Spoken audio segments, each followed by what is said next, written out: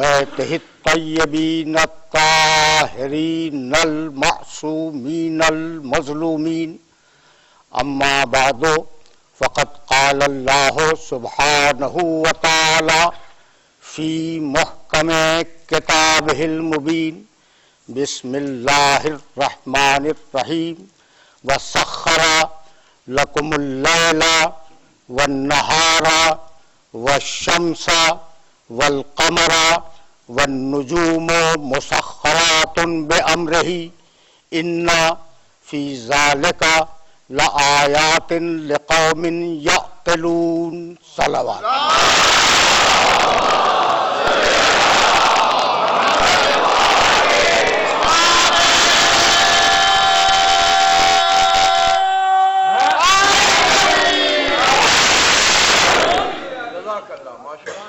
عزیزان محترم، سن 1435 ہجری کی اس متبرک شام غیبہ کے لیے سرنامہ کلام میں سورہ نحل کی ایک آیت کی تلاوت کا شرف حاصل کیا گیا. سورہ نحل قرآن مجید کا 16واں سورہ ہے اور وہ آیت جس کی تلاوت کا شرف حاصل کیا گیا وہ اس سورے کی 12ویں آیت ہے. ارشاد فرمایا وَسَخَّرَ لَكُمُ اللَّيْلَ وَالنَّهَارَ، اور اللہ نے مسخر کیا تمہارے لیے دن کو اور رات کو. سخر لکم اللیل والنہار، شب و روز کو اللہ نے تمہارے لیے مسخر کیا. والشمس والقمر، اور اللہ نے سورج کو اور چاند کو تمہارے لیے مسخر کیا. والنجوم مسخرات بامرہ، اور ستارے اس کے امر پر مسخر ہیں. ان فی ذالک لآیات لقوم یعقلون، یقیناً ہم نے ان چیزوں میں اپنی نشانیاں رکھی ہیں ان لوگوں کے لیے جو عقل سے کام لیتے ہیں.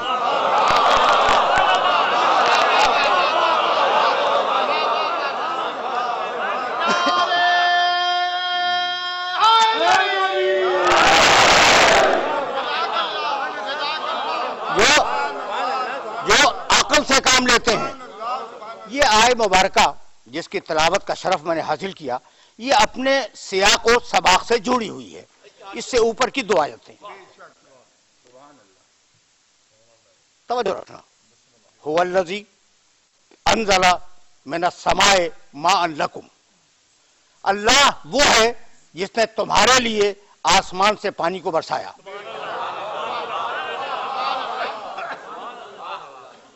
منہ شراب، تم اس سے سیراب ہوتے ہو، اسے پیتے ہو.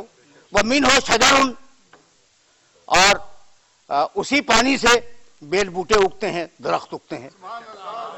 فیہ تسیمون، اور تم انہی درختوں کے درمیان اپنے مویشیوں کو چراتے ہو. ینبتو، دیکھو پانی کا تذکرہ، ینبتو لکم بہ الزرع والزیتون والنخیل والعناب ومن کل الثمرات، اور اسی پانی سے اللہ اگاتا ہے تمہارے لیے. اس نے پانی برسایا تمہارے لیے، بیل بوٹے اگائے تمہارے لیے. ینبتو لکم بہ الزرع، کھیت تمہارے لیے اگاتا ہے، زیتون تمہارے لیے اگاتا ہے، خرمے کے درخت تمہارے لیے اگاتا ہے، انگور تمہارے لیے اگاتا ہے. ومن کل الثمرات، اور جتنے بھی پھل پھول ہیں دنیا کے وہ سارے تمہارے لیے اسی پانی سے اگاتا ہے. ان فی ذالک لآیۃ لقوم یتفکرون، اس میں اس نے نشانی رکھی ہے ان لوگوں کے لیے جو فکر سے کام لیتے ہیں. اب 2 آیتیں ہو گئی. اس کے فوراً بعد ہے یہ وَسَخَّرَ لَكُمُ اللَّيْلَ وَالنَّهَارَ وَالشَّمْسَ وَالْقَمَرَ، اللہ نے تمہارے لیے مسخر کیا رات کو، دن کو، سورج کو، چاند کو. اور اس کے فوراً بعد کہا اس آیت کے بعد وَمَا ذَرَأَ لَكُمْ فِي الْأَرْضِ مُخْتَلِفًا أَلْوَانُهُ، اور اللہ نے اس زمین سے جو تمہارے لیے بیل بوٹے اگائے ہیں ان کے رنگ مختلف ہیں. ان فی ذالک لآیۃ لقوم یذکرون، ہم نے اس میں نشانی رکھی ہے اس قوم کے لیے جو نصیحت کو قبول کرتی ہے. کیا نشانی رکھ دی؟ مختلف رنگوں کے بیل بوٹے نکل رہے ہیں, مختلف رنگوں کے پھل پھول دنیا میں آ رہے ہیں. پانی کریں گے, مٹی کریں گے, موسم, یہ مختلف چیزیں تو ہے کوئی مصور ایسا جو اس حجاب آب و گل کے پیچھے بیٹھا ہوا رنگین تصویریں بنا رہا ہے؟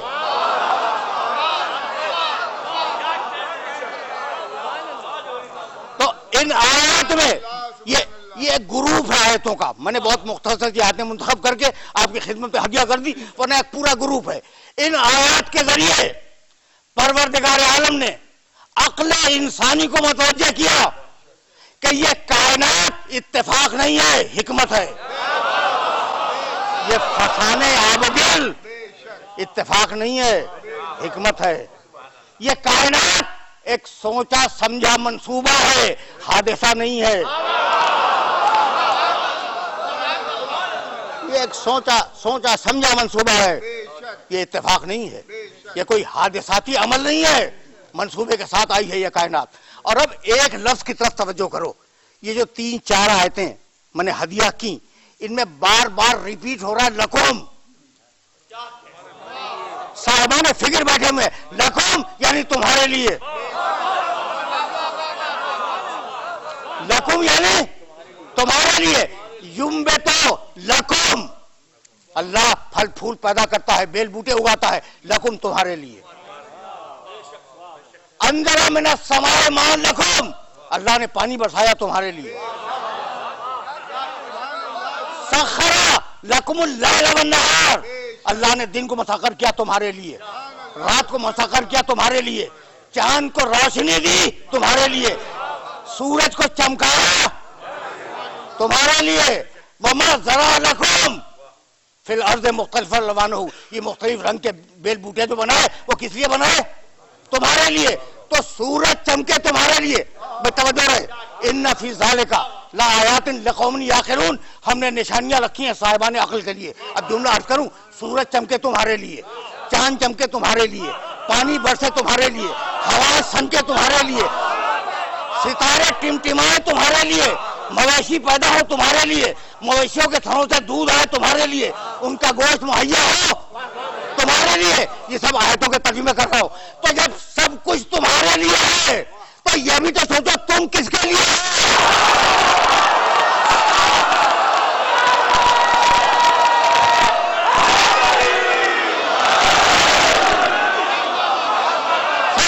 ساری کائنات تمہارے لیے ہے تو تم بھی کسی کے لیے ہو. اور اب وہ کون ہے؟ اسی چین میں, اسی گروپ میں آیتوں کے ایک مقام پہ ارشاد فرمائے, ان ربکم لرؤوف رحیم, تمہارا رب بڑا مہربان ہے, تمہارا رب بہت شفقت کرنے والا ہے. یعنی تعارف کرایا الوہیت سے نہیں, ربوبیت سے.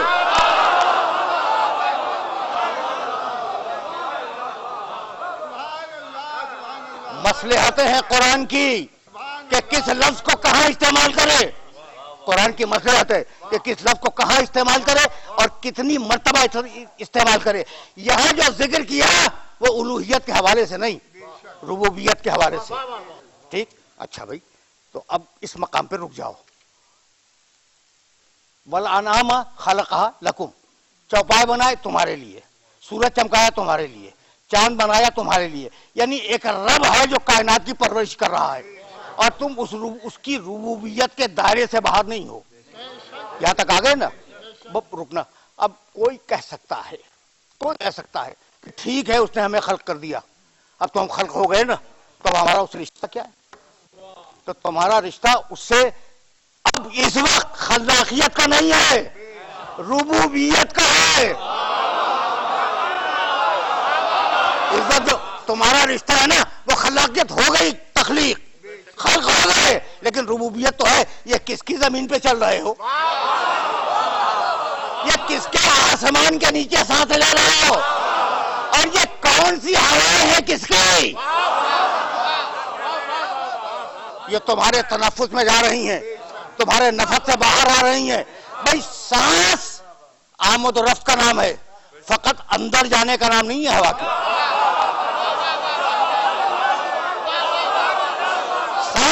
سانس جسم کے اندر جاتی ہے پھر باہر نکلتی ہے. اگر اندر جا کر رک جائے جب موت، اگر نکل کے دوبارہ نہ جائے جب موت، تو آدھی سانس میں بھی تم بے نیاز نہیں ہو.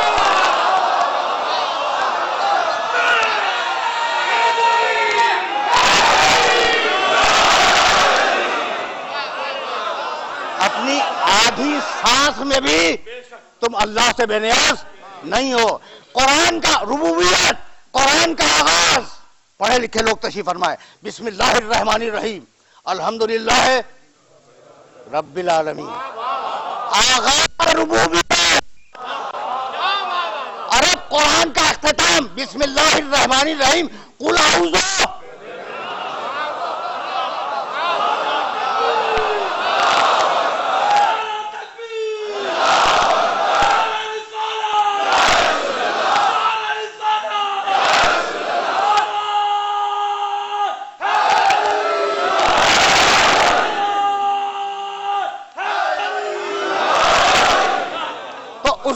اس کی ربوبیت، اس خالق کائنات کی ربوبیت پوری کائنات کو اپنے دائرے میں لیے ہوئے ہے. بھئی یہی تو سمجھا رہا تھا، ان فی ذالک لآیات لقوم یعقلون. ہم نے ان میں نشانیاں رکھی ہیں، نشانیاں رکھی ہیں ان لوگوں کے لیے جو صاحبان عقل ہیں. تو قرآن کا یہ جو 4-5 آیتیں میں نے آپ کی خدمت میں ہدیہ کی، ان کا پیغام یہ ہے کہ مظاہر فطرت کو دیکھو، مظاہر فطرت میں فکر کرو، کائنات میں غور کرو، اپنی عقل سے کام لو. اس سے فائدہ یہ ہوگا کہ ایک طرف تم کائنات کے اسرار سے پردے ہٹاتے جاؤ گے اور دوسری طرف اللہ سے قریب ہوتے جاؤ گے. بہت آیات ہیں جن میں پروردگار نے حکم دیا ہے انسانوں کو کہ اس کی آیات میں تعقل سے کام لیں، اس کی آیات میں غور کریں، اس کی نشانیوں میں فکر سے کام لیں. میں جانور سے نہیں کہا کہ سوچو،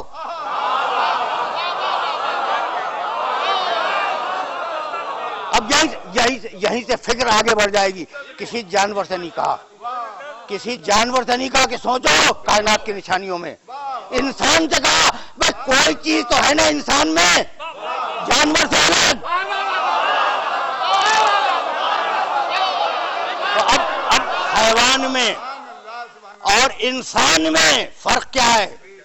حیوان اپنے جسم کی خواہش کو پورا کرتا ہے، تو حیوانیت نام ہے خواہشات جسم کی تکمیل کا، اور انسان اپنے کمالات کو تکمیل دیتا ہے، اپنے کمالات کو پروان چڑھاتا ہے، اپنے کمالات کو ارتقا دیتا ہے. جہاں ارتقا ہوگا وہاں عقل ہوگی، جہاں جمود ہوگا وہاں بے عقلی ہوگی.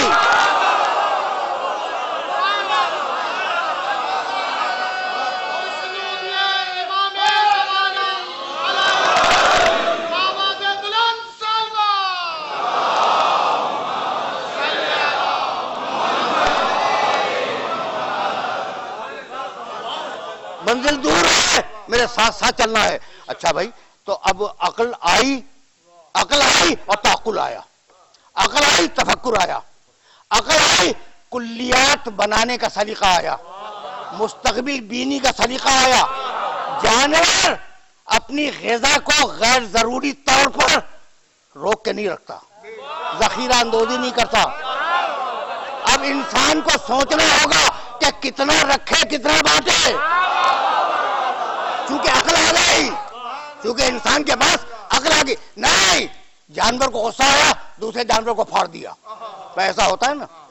غصہ ایک ضروری عمل ہے، توجہ رہے. آج تک تم نے یہی سنا ہوگا کہ غصہ بہت بری شے ہے. غصہ ایک ضروری عمل ہے، لیکن اب اس میں انسانیت کے معیار کو دیکھنا. اگر غصہ نہ ہو تو انسان بے غیرت ہو جائے،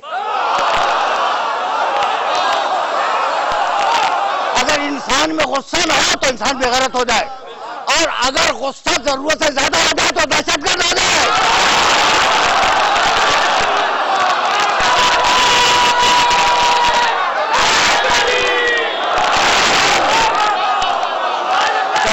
تو غصہ اگر نہ ہو بے غیرتی ہے، غصہ اگر زیادہ ہے دہشت گردی ہے. یہی عقل کا مقام ہے کہ کتنا کرنا ہے اور کہاں غصہ کرنا ہے.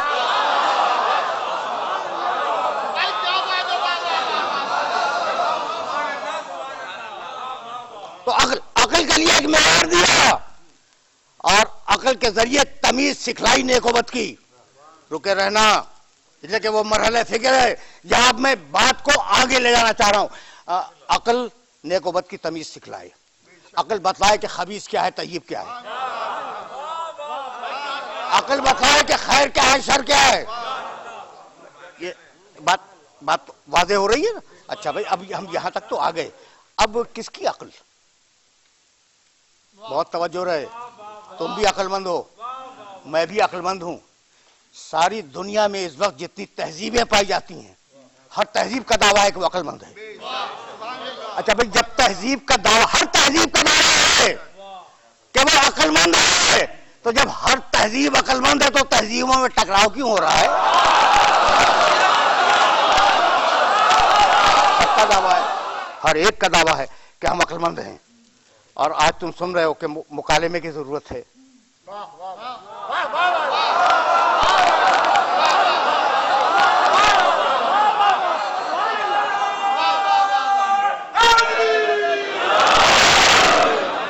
تم سن رہے ہو، بار بار سن رہے ہو کہ مکالمے، تہذیبوں میں، ادیان میں، مسلکوں میں مکالمے کی ضرورت ہے. تو یہ مکالمے کی ضرورت کیوں پیش آئی؟ اسی لیے پیش آئی کہ عقلوں میں تصادم ہے، عقلوں میں ٹکراؤ ہے. بھائی توجہ رکھنا، تو عقل فائنل حجت نہیں ہے، عقل تمہارے جذبوں کے زیر اثر ہے. عقل جذبوں کے کنٹرول میں آ جاتی ہے. اب مجھے کسی کی مثال کیوں دوں، ضرورت ہوئی کہ کچھ پیسے آ جائیں میرے پاس، میں کسی آفس میں کسی جاب پہ بیٹھا ہوں، پیسے آ جائیں، ٹھیک ہے نا. تو دل نے کہا کہ رشوت لے لو، اور عقل نے اسے رشوت لینے کا طریقہ بتلا دیا تاکہ پکڑا نہ جائے.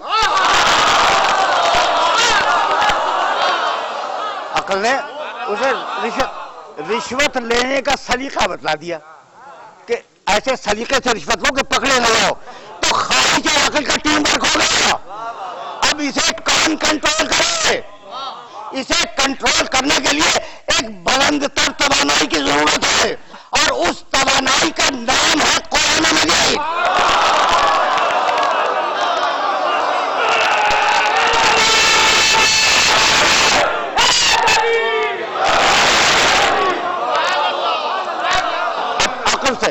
عقل سے بڑی کسی توانائی کی ضرورت ہے، اور اس توانائی کا نام ہے قرآن مجید.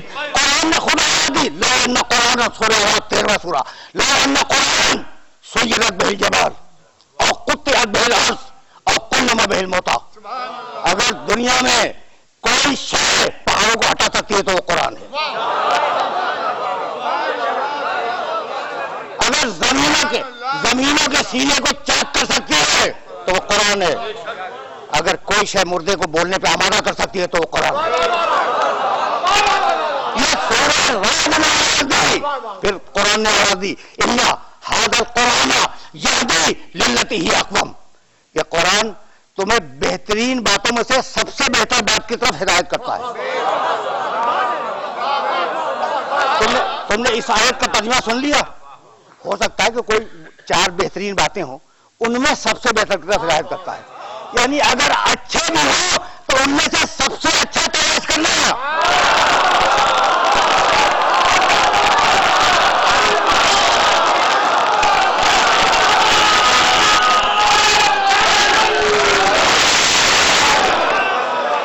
اور پھر سورہ باقیہ میں آیا دی، انہ لقرآن کریم فی کتاب مکنون لا یمسہ الا المطہرون. یہ باعزت قرآن ہے، چھپی ہوئی کتاب کے اندر ہے. انہو لقرآن کریم فی کتاب مکنون، ایک چھپی ہوئی کتاب میں ہم نے اس باعزت قرآن کو رکھ دیا ہے. لا یمسہ الا المطہرون، اس کے معنی تک وہی پہنچیں گے جو صاحبان تطہیر. اب تلاش کرتے ہیں صاحبان تطہیر کو.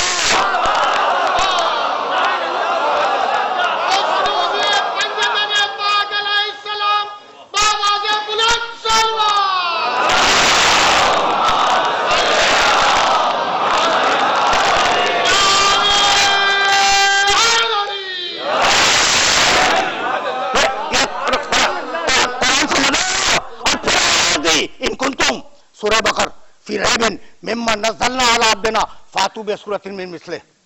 अगर तुम समझते हो कि ये अल्लाह की किताब नहीं है तो एक सूरा ही बना के ले आओ। सुनते चलो, अब मौलाना फिक्र कलाम मौजूद है। और सूरह बनी इस्राईल में आया कौल लाइन इज्तमाअतिल इंस वल जिन अला अन यातू बिमिस्लि हाज़ा क़ुरआन ला यातूना बिमिस्लिही वलौ काना बाज़ुहुम लिबाज़िन ज़हीरा। अगर सारी दुनिया के जिन्नात और सारी दुनिया के इंसान मिलकर भी इस किताब का, इस कुरान का जवाब लिखना चाहें, मुमकिन नहीं है। तो दुनिया की कोई किताब कुरान जैसी नहीं, और कुरान किसी किताब जैसा नहीं। तो कुरान तो किसी किताब जैसा नहीं, और वर्ष कुरान तुम जैसा।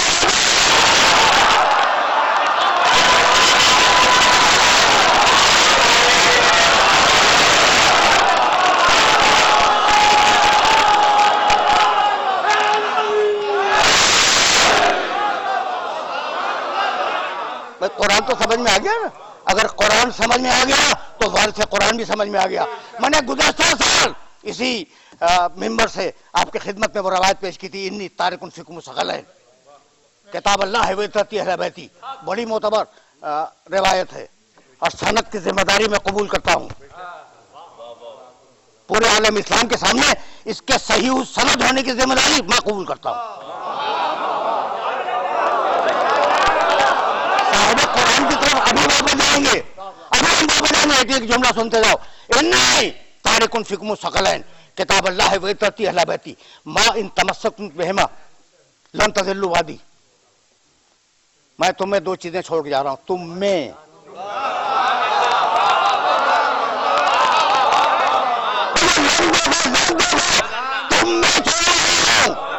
कुरान को और इतरत को।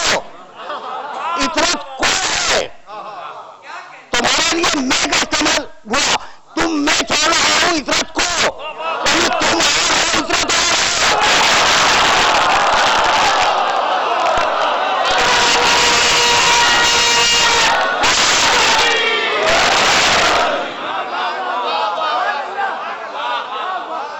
अब ये मेरे अजीजों, मेरे दोस्तों, अब ये मेरी मजबूरियां हैं।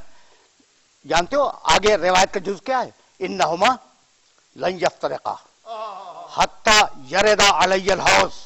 ये इस्तिदलाल हमेशा ज़हन में रखना, इसे गिरा देकर अपने ज़हन में महफूज कर लो। ये कुरान और इतरत नहीं जुदा होंगे।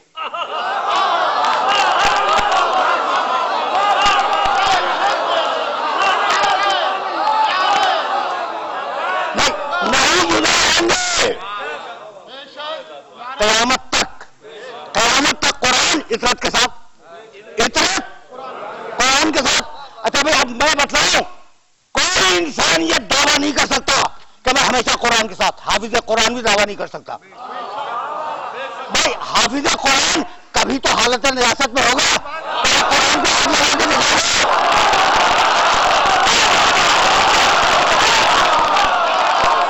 कौन है तहारत वाले?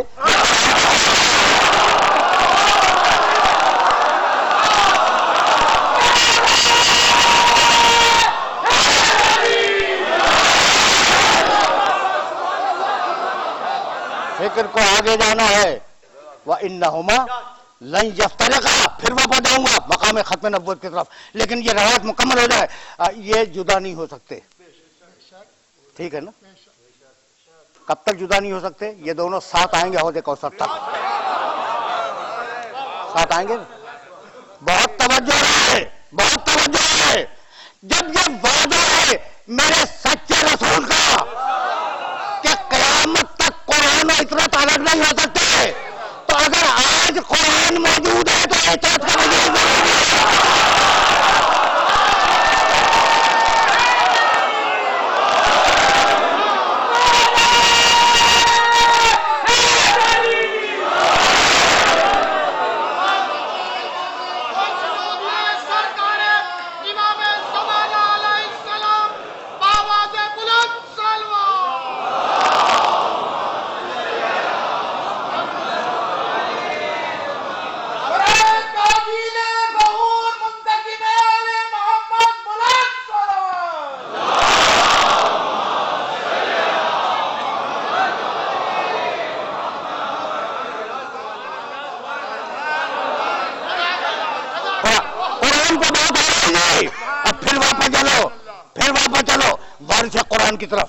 میرا نبی قرآن کا وارث اول محمد رسول اللہ.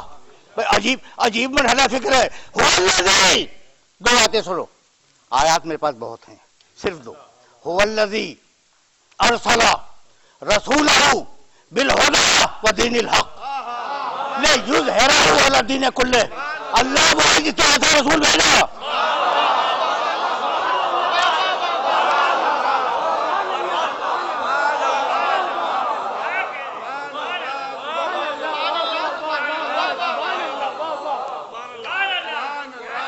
دیکھو بھائی، قرآن کا اسلوب ہے اور اس اسلوب پر تمہیں روکوں گا.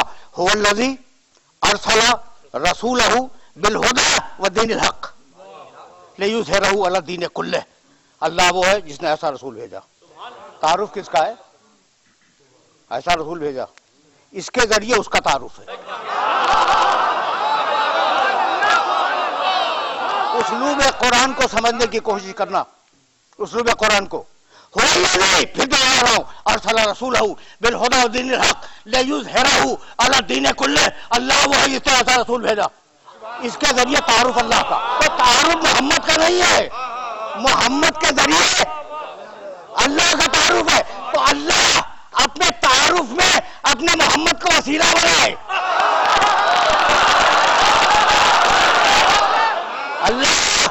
اللہ اپنے تعارف کے لیے اپنے نبی کو اپنا وسیلہ بنائے، اور آپ نبی کو ہٹا کر براہ راست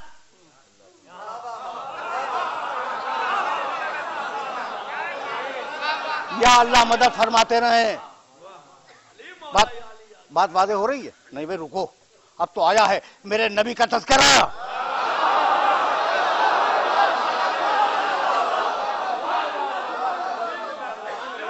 اب تو میرے نبی کا تذکرہ شروع ہوا. تو سنتے چلو اور ذہن میں محفوظ رکھ لو. بھائی کوئی آیا غیر مسلمان ہونے کے لیے، اجازت دیتے ہیں کہ لا الہ الا اللہ کے بعد میں کلمے میں آپ کا نام پڑھوا دوں؟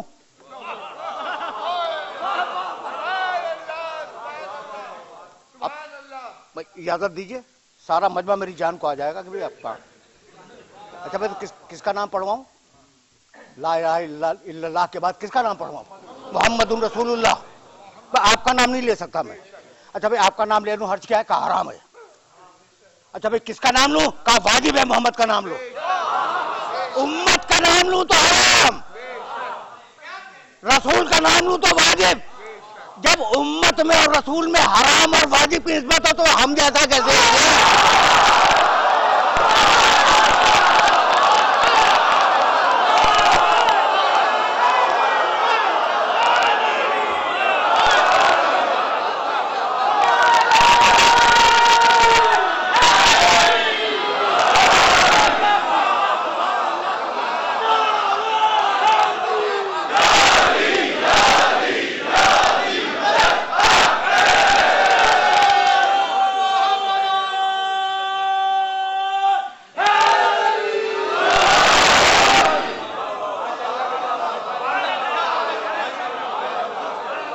تھوڑا سا رکے رہنا، اس مولانا فکر پر رکے رہنا، اس لیے کہ میں ابھی جان نہیں چھوڑوں گا جب تک یہ اقرار نہ کروا لوں کہ میرا نبی تم جیسا نہیں ہے.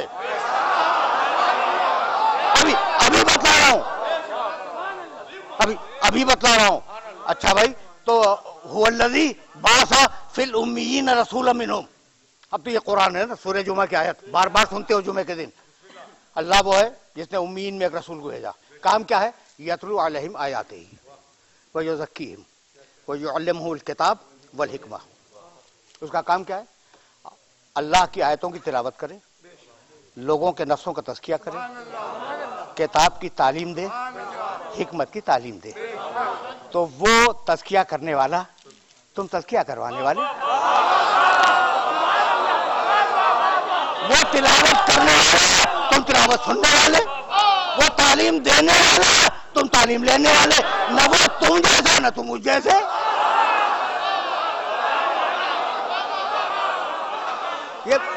یہ مرحلہ فکر ہے، ٹھیک ہے نا؟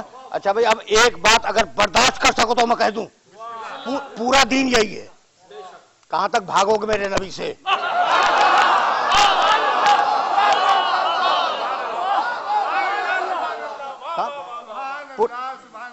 پورا دین بتاؤں؟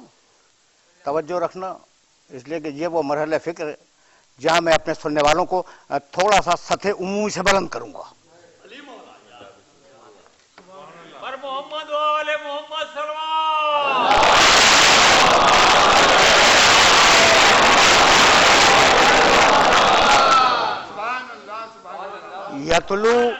یتلو علیہم آیات ہی، آیات کی تلاوت کرے گا. یزکیہم، نفسوں کو پاک بنائے گا. یعلمہم الکتاب، کتاب کی تعلیم دے گا. والحکمہ، حکمت کی تعلیم دے گا. 4 فریضے ہیں: آیات کی تلاوت، نفسوں کا تزکیہ، کتاب کی تعلیم، حکمت کی تعلیم. یہی ہے نا. اب میں مقام محمد عربی بتانا چاہ رہا ہوں. یہ پورا دین ہے اور میں بیٹھا ہوا ہوں آپ کے سامنے. اگر اس کے علاوہ کچھ دین ہو تو بتا دو. رسول کے مقصد بعثت میں یہی کہا پروردگار نے، آیات کی تلاوت کرے گا، نفسوں کو پاک بنائے گا، کتاب کی تعلیم دے گا، حکمت کی تعلیم دے گا. تو پورا دین آ گیا نا. اچھا بھائی، تو آیات کی تلاوت کرے گا قرآن، نفسوں کا تزکیہ کرے گا، کتاب کی تعلیم دے گا، حکمت کی تعلیم دے گا. 4 چیزیں ہیں نا.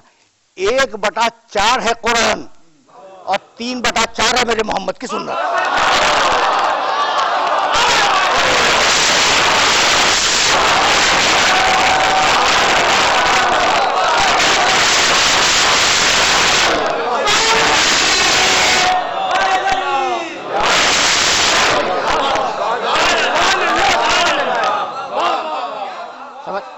سمجھ میں بات آ رہی ہے؟ اگر بات آ رہی ہے اور محمد رسول اللہ سمجھ میں آ گئے تو جملہ سنو اور اس جملے کو اپنے ذہن میں محفوظ رکھ لو. نوح علیہ السلام، بھائی کیا بتلاؤں کہ میرا نبی کون ہے. نوح علیہ السلام 900 سال سے زیادہ ان کی حیات نبوت ہے. قرآن نے کوٹ کیا ہے 950 سال. کتنے مسلمان بنائے؟ اتنے بنے کہ ایک کشتی میں آ گئے.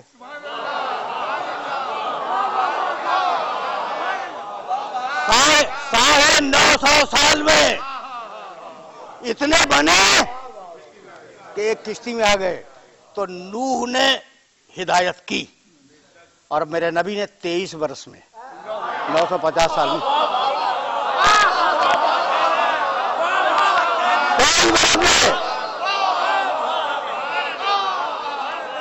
پورے خطے کو مسلمان کر دیا. وہ ہدایت تھی جو نوح نے کی. یہ ہدایت کا معجزہ ہے جو میرے نبی نے دکھایا. مرحلے ہیں فکر کے اور ان مراحل میں اپنے سننے والوں کو روکنا چاہ رہا ہوں میں. میرا نبی ہدایت کا معجزہ ہے. اور اب جب کہا کہ تمہارے بت اندھے ہیں، لولے ہیں، گونگے ہیں، بہرے ہیں، اٹھا کے پھینک دو، ٹوٹ جائیں گے. میرا خدا اپنے خدا کی تعریف کی نا میرے نبی نے. بتوں کو برا کہا تو کوئی تو غیرت دار کافر نکلتا.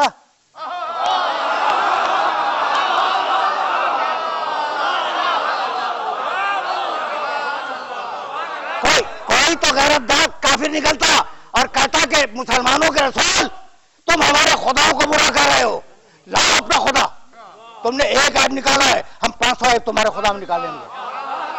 زبانیں گونگ ہو گئی، نہیں زبانیں کٹ گئی، اس لیے کہ ایسا بے عیب رسول بھیجا کہ پہلے اس میں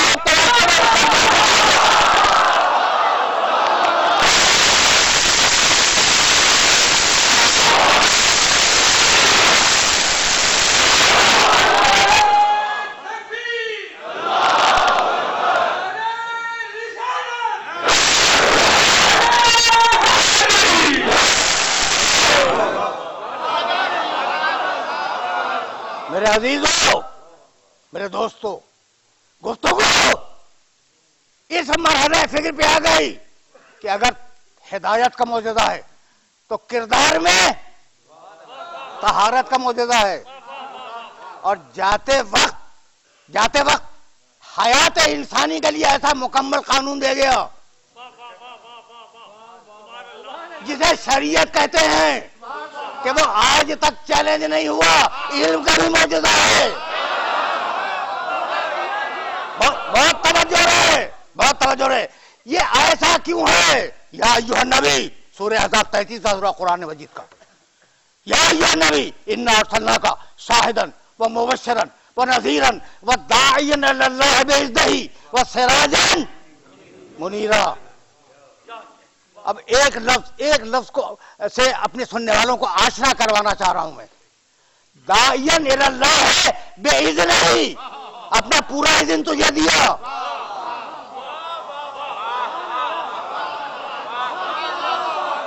اب اسے عربی زبان میں کہتے ہیں معزون من اللہ۔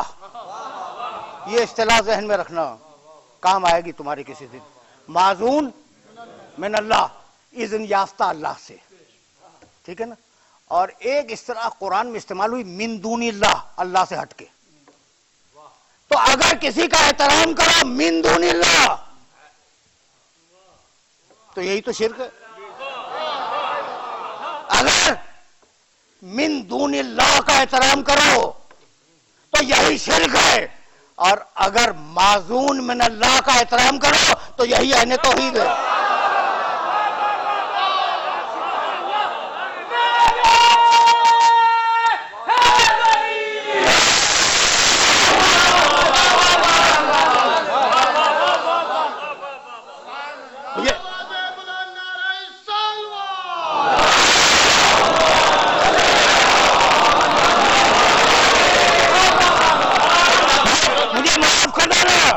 رکھیو غالب، مجھے اس تلخ نوائی سے معاف، بہت معذرت کے ساتھ یہ جملہ عرض کر رہا ہوں، مجھے نہیں کہنا چاہیے تھا لیکن میں مجبور ہوں کہ یہ اللہ کو ایک ماننے والے، کیا توحید کا سبق ان کے باپ دادا نے انہیں سکھایا تھا؟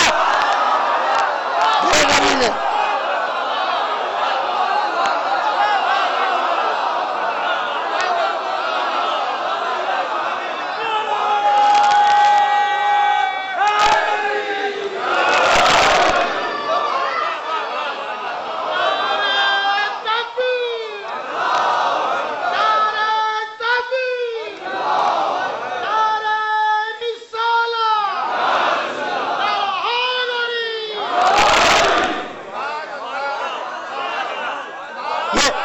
یہ معزون من اللہ ہے۔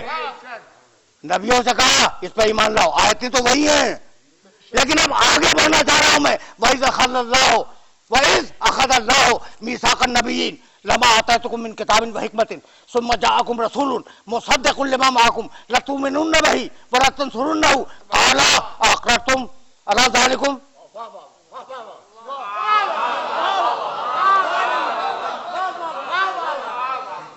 بھائی بہت توجہ رہے، بہت توجہ رہے۔ اب پوری آیت بھی نہیں پڑھی میں نے، چھوڑ دی، جگہ آیت طویل ہے۔ اس وقت کو یاد کرو جب ہم نے نبیوں کو جمع کیا، اور جمع کرنے کے بعد ان سے عہد لیا کہ جب میرا آخری نبی آئے گا اس پر ایمان لاؤ گے، اس کی مدد کرو گے۔ لَتُؤْمِنُنَّ بِهِ، اے نبیوں جب میرا آخری نبی آ جائے اس پر ایمان لاؤ گے، وَلَتَنصُرُنَّهُ، اس کی نصرت کرو گے۔ یعنی نصرت سے پہلے ایمان ہے۔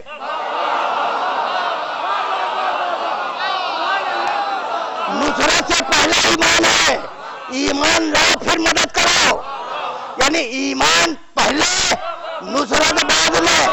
تو ابو طالب کی نصرت سمجھ میں آئی۔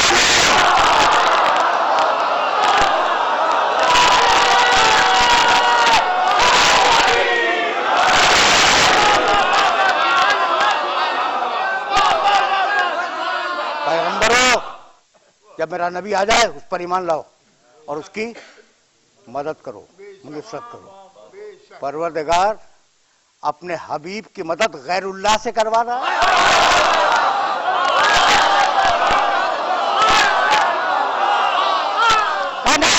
نہیں، جب میں اذن دے دوں یا جب میں حکم دے دوں تو وہ غیر اللہ نہیں رہا، بہت باریک مرحلہ ہے۔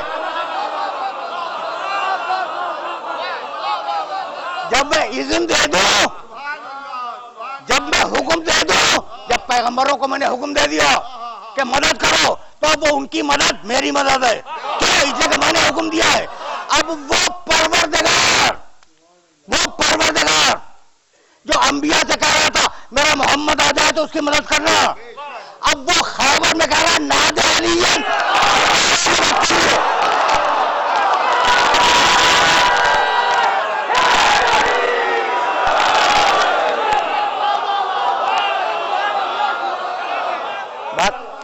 بات واضح ہوئی. دہلی کے ایک بہت بڑے محدث نے فارسی زبان میں پیغمبر اکرم کے حالات زندگی لکھتے ہوئے یہ جملہ لکھا. ان بزرگ کا تعلق میرے مسلک سے نہیں ہے. یہ جملہ لکھا میں نے اپنی آنکھوں سے دیکھا کہ جب گھمسان کا رن تھا تو ایک مرتبہ رسول نے علی کو پکارا, کہا یا علی وقت مدد کون؟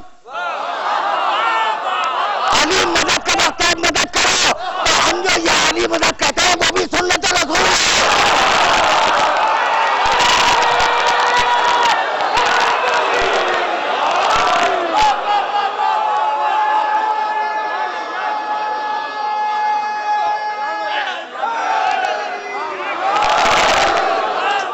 بس میرے عزیزوں میرے دوستوں, تقریر آخری مرحلوں سے قریب ہونے والی ہے. یہ ہے وہ نبی جو معزون من اللہ ہے, اللہ سے اذن لے کے آیا ہے. جبھی تو سورہ حشر میں کہا وما آتاکم الرسول فخذوہ وما نہاکم عنہ, 59واں سورہ قرآن مجید کا. رسول جو دے دے, بہت مشہور جملہ ہے. اچھا میں اپنے لفظوں میں بیان کروں, جو رسول سے ملے وہ لے لو. جو رسول سے ملے وہ لے لو.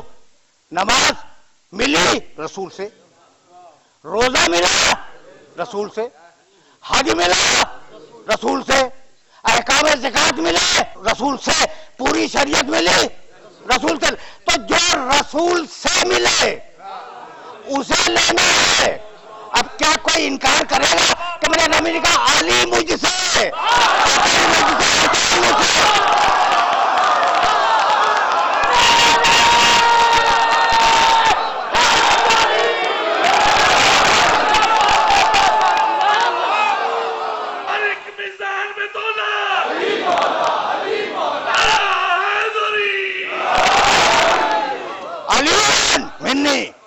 وانا منو, علی مجھ سے میں علی سے. فاطمہ تو منی وانا منہا, بہار الانوار کی روایت, فاطمہ مجھ سے میں فاطمہ سے. حسن منی وانا من حسن, حسن مجھ سے میں حسن سے. حسین منی وانا من حسین, حسین مجھ سے میں حسین سے. منی کے معنی سمجھ میں آ گئے؟ منی مجھ سے. دیکھو بھائی سردی اور گرمی کے کپڑے بدلتے رہتے ہیں. ابھی موسم سرد نہیں ہوا, تم نے سویٹر نہیں پہنا, کمبل نہیں اوڑھا, ٹھیک. جب گرمی ہوگی کمبل اتار دو گے, جب سردی ہوگی کمبل اوڑھ لو گے. ہوتا تو یہی ہے, گرمی اور سردی کے کپڑے بدل جاتے ہیں. کیوں؟ اس لیے کہ ساتھ ہیں, تم سے نہیں ہیں.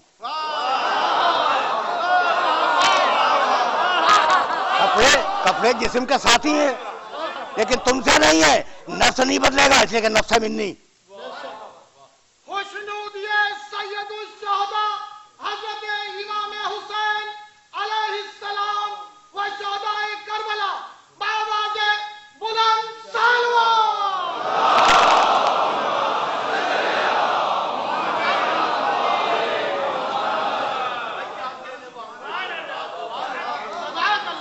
میرے عزیزوں, تقریر اپنے آخری مرحلوں تک آ گئی. حسین کا نام آ گیا, حسین منی وانا من حسین. حسین مجھ سے میں حسین سے. اس نواسے کو پہچانتے ہو نا؟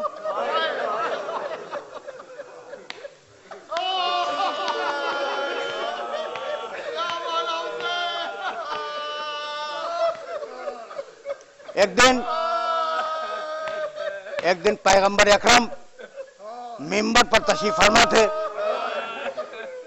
صحابہ کرام کا مجمع تھا, بھرا ہوا مجمع تھا. پیغمبر خطبہ دے رہے تھے. اتنے میں یہ نواسہ داخل ہوا مسجد میں. ہجوم کے سبب لڑکھڑا کے گر گیا.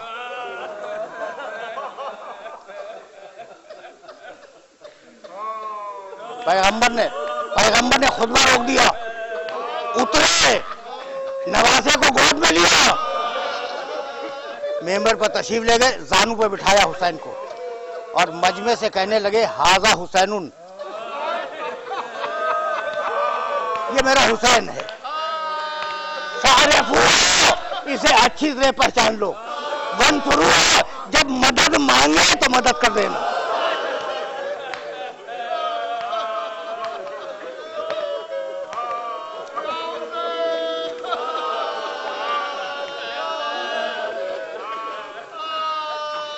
अजरुकुम अल्लाह, तुम्हारी सदाएं बुलंद हो गई। इनकाना दीनो मोहम्मदिन लम यस्तकिम इल्ला बिक़द्री, या सुदूफ खुदैनी, मेरे नाना का दीन अगर मेरे कत्ल के बगैर बच नहीं सकता तो तलवारों आओ मेरे गले को काट दो। मिन्नी है, किसी और का नवासा क्यों उठता? मोहम्मद का नवासा उठा कि नाना का दीन है, इसे अपने गले के खून से सैराब करूंगा।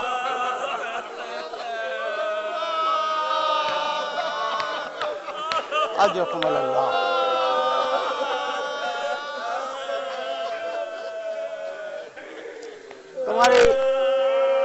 तुम्हारी सदाएं बुलंद हो गई।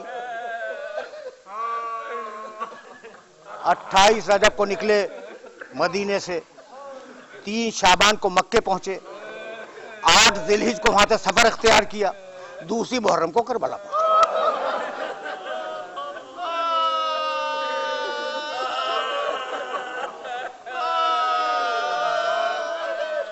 जब करबला में तशरीफ फरमा हुए तो घोड़े ने चलने से इनकार किया। बाज अरबाब मकातिल ने लिखा है कि 7 घोड़े बदले, कोई आगे ना बढ़ा। कहा अब्बास जरा अहले करिया को बुलाओ। गांव वाले आए, पूछा तुम्हारे इस गांव का नाम क्या? कहा युकालु लहा गाजरिया, किसी ने कहा इसका नाम गाजरिया है। किसी और से पूछा, उसने कहा फर्जंद रसूल, इसका नाम मारिया है। किसी और से पूछा क्या करिया का नाम क्या? उसने कहा फर्जंद रसूल, इसका नाम है अक्र। एक एक से पूछते जाते हैं। एक बूढ़ा बोला युकालु लहा करबला।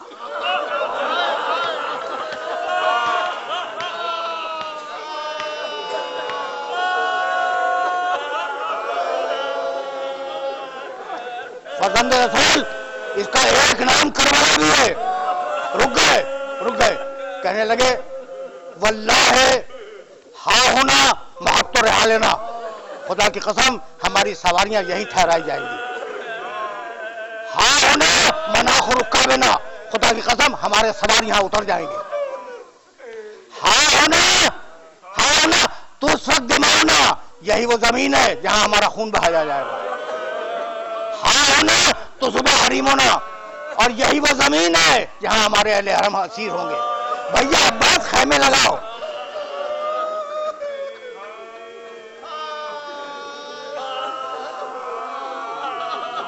तुमने गिरिया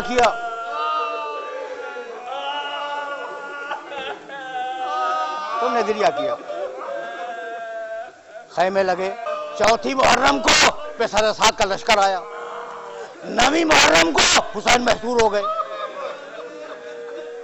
और आशूर की रात वो आई जिसका अंदेशा ज़ैनब को मदीने से था।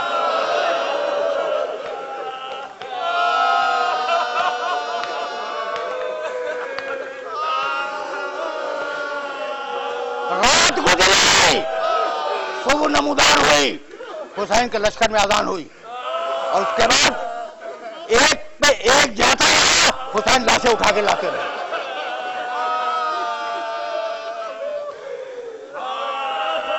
चंद जुमले सुनो।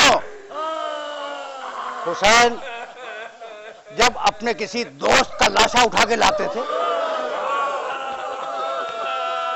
तो तारीख लिखती है कि यजीद की फौज के सिपाही रिकाबों में जोर देकर खड़े होते थे और देखते थे हुसैन की शान से लाशे को लेके जा रहे हैं। लेकिन वही हुसैन जब अकबर के लाशे पे आए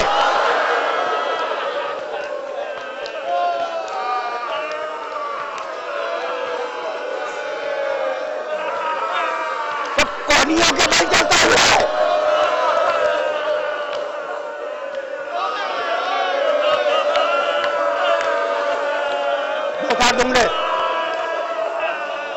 دو چار جملے بس.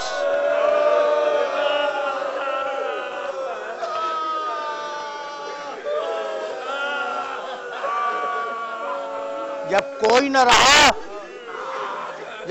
رہا تو ایک مرتبہ خیمے میں آئے, ماں کی کنیز فضا کو بلایا, کہا فضا میرے خیمے میں جا, صندوق کھول, ایک پرانا کرتا ہے اسے نکال کے لا.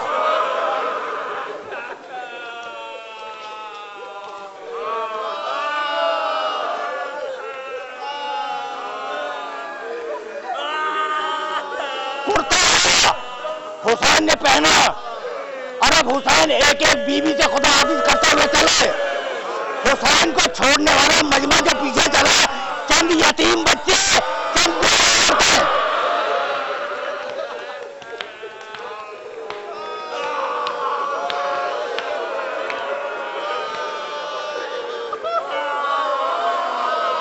حسین خیمے سے نکلنا چاہتے تھے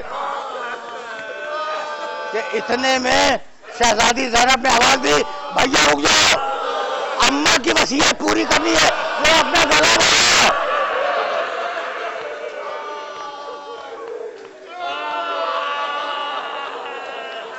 رو چکے شہزادی نے گلے کا بوسہ لیا تو رو کے کہنے لگے کہ بہن اب میں بھی اماں کی وصیت پوری کر لوں, ذرا آستینوں کا ہٹاؤ.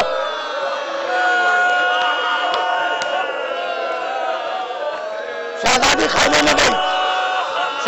خیمے میں گئی, فنظر یمینا و شمالا, حسین نے دائیں دیکھا, حسین نے بائیں دیکھا, کہنے لگا ایکم یقدم جوادی, ہے کوئی میری سواری کا لانے والا.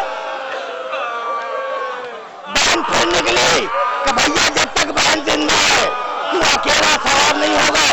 حسین ذوالجناح پہ سوار ہوئے, گھوڑے کو ریل لگائی. ذوالجناح نے انکار کیا, گلے میں باہیں ڈال دی. کہا ذوالجناح حسین کے آخری وقت میں کیا تو بھی میرا ساتھ نہیں دینا چاہتا؟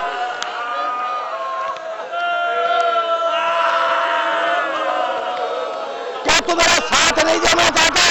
ابھی حسین ذوالجناح سے یہ کہہ رہے تھے کہ اتنے میں کسی بچی کی سسکیوں کی آواز آئی. اب جب مڑ کے دیکھا تو دیکھا سکینہ گھوڑے کی ٹانگوں سے لپٹی ہوئی روتی جاتی ہے اور یہ کہتی جاتی ہے ذوالجناح میرے بابا کو مقتل میں نہ لے جا. اترے, بچی کو گود میں لیا, بہت دیر تک باتیں کرتے رہے. پھر جب بہت دیر باتیں کر لی تو کہنے لگے سکینہ بہن جی لالی آتی کے بلما, سکینہ اب مجھے اجازت دو, شاید میں تمہارے لیے پانی لاؤں. یہ سننا تھا کہ بچی نے شانوں تھام لیے. کہا بابا چچا ابا بھی یہی کہتے ہیں.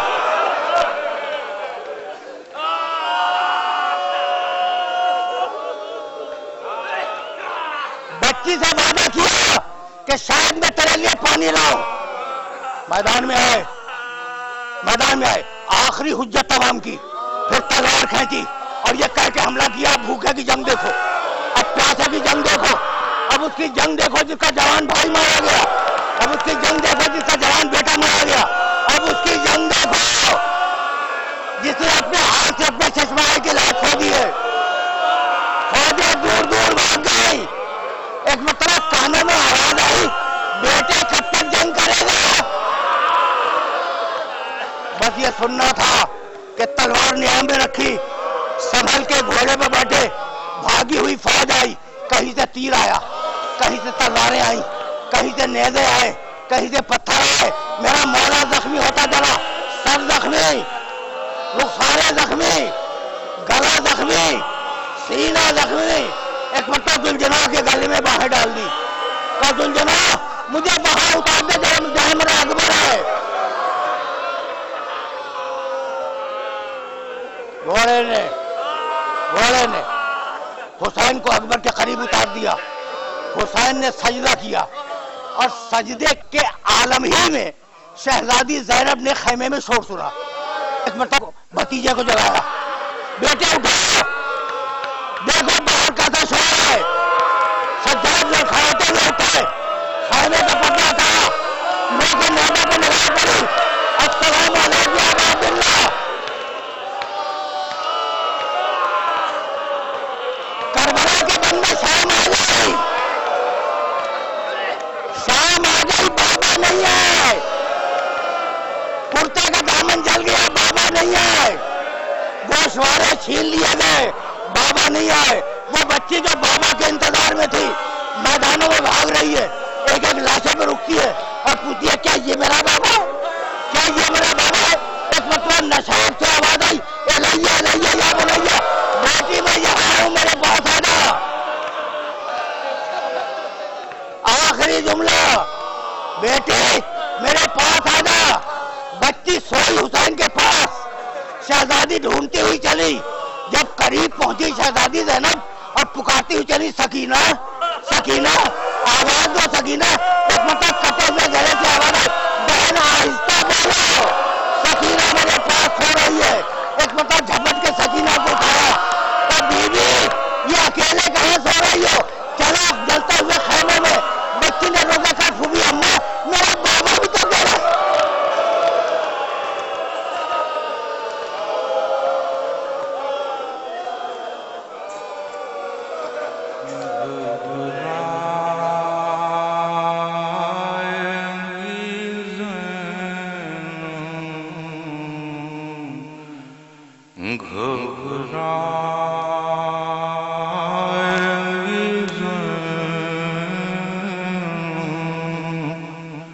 بھائی